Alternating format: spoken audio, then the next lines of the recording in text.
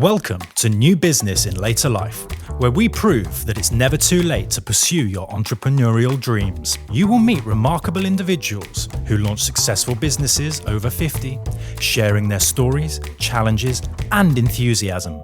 Your host, Ildikó, is a former social housing professional, textile designer, and teacher who described herself as a life artist. She is now a property professional, business network host, and facilitator of the Encorepreneurs Club. Subscribe now to hear these inspiring stories every week.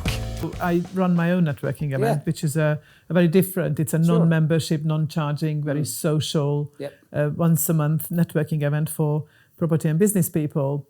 And it's local to Plymouth and Exeter. But similarly, I mean, I actually started running it exactly the same way as you mentioned. Like, I went along to the Exeter one and thought, oh my goodness, this is amazing. We need to have one of these in Plymouth.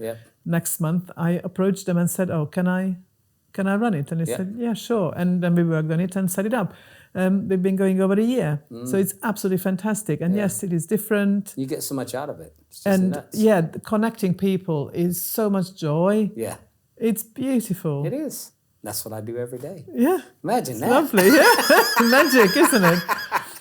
That's why I'm not worried about the money side or the business side. It's just So if you look at my LinkedIn profile, it says waking up every day looking to connect people.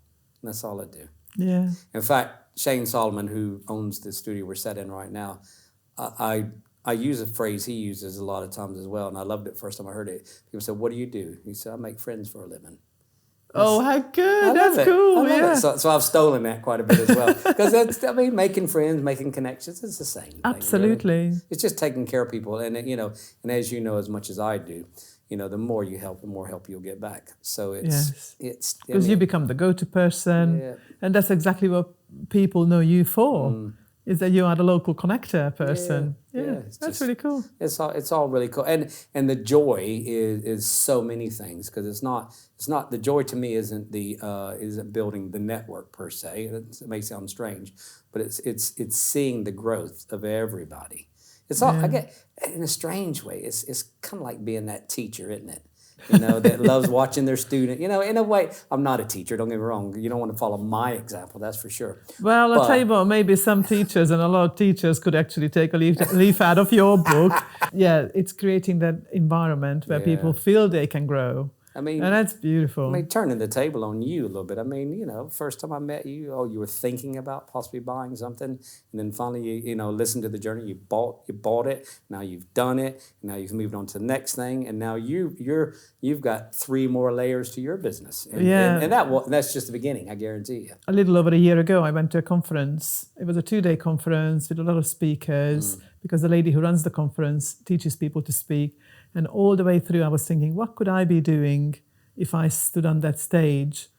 And from that thought, sort of look at how far I've come in a year. Yeah. And a lot of it is down to that networking, where a friend in a local network told me about this conference. So then we went along, and then she actually is the same person who encouraged me to set up the networking event in Plymouth, and so on and so on. And it sort of, I sort of describe it as we get on that ramp, and we keep going up. And then we keep going up on that circular ramp. And then as we get higher and higher, there are different views along the way. Yeah. And we meet different people, and we just keep going up, better our lives with all the things that we do. Absolutely. One little saying I always say is, do the next right thing, and the next right thing will happen. And that's all you're doing.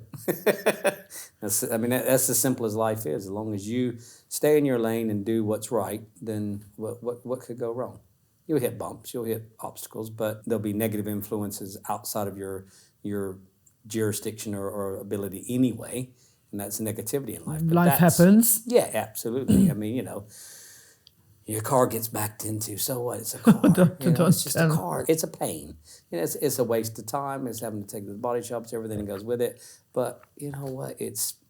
Let's put it in perspective. Your car gets backed into, you lose a job, any of those things, right? But some people have terminal cancer.